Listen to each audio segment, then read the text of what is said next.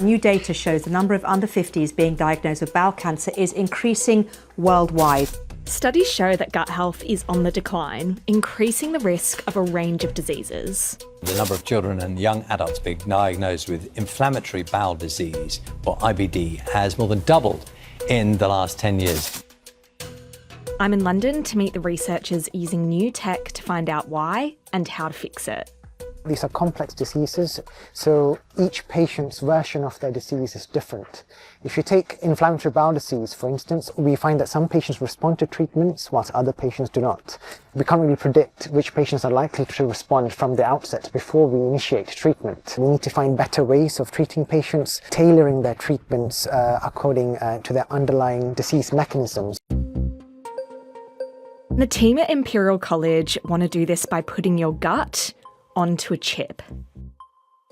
So this tiny chip can hold all of the information that's going on in your gut, meaning that researchers and doctors can create personalised treatments just for you.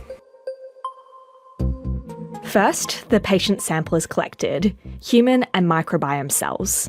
They can use the human cells to grow a miniature version of the patient's gut, ready to put on the chip. If we look at in the microscope, basically we can start seeing, oh, there they are. So very, very nice circles. These are organoids and they contain lots of stem cells still, so they can grow, they can develop other cell types.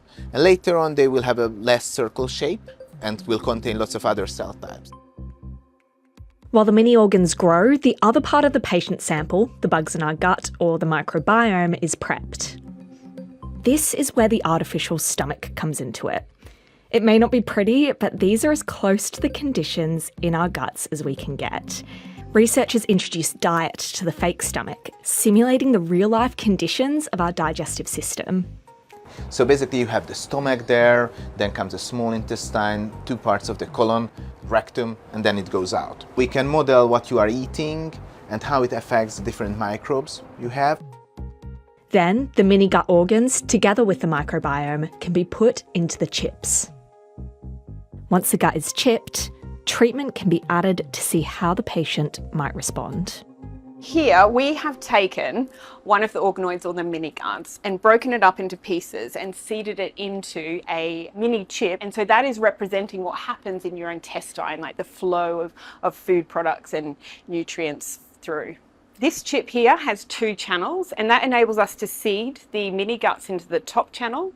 And then in the bottom channel, we can seed blood vessels and then also immune cells into that layer. Say if someone had like an IBD, why is it important to see gut microbiome work? So if you get breakdown of the barrier, the microbiome gets in contact with our immune cells, and that triggers inflammation, which is what's occurring in IBD. Some chips can model other processes, like the movement of your intestines.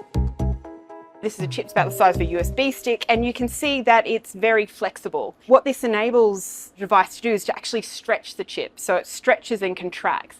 And this mimics a process in our intestine, in our digestive tract, called peristalsis, which allows the movement of food products down our intestine.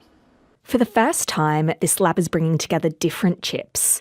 Some look at specific microbe responses, others mimic interactions with other organs. Already a couple of companies develop different chips.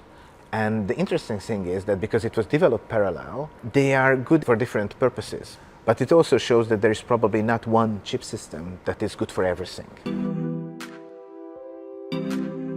What does this tech mean for patients? What difference would it make in their treatment? So first of all, we want to move forward towards personalised medicine, which is giving the right treatment for the right patient at the right time. So this means reducing the journey that patients often encounter whilst they're trialling different treatments to find the best treatment for them. But also I think the second major goal is to try and find a cure for these complex diseases. And I'm hopeful and excited with these technologies we will get there one day.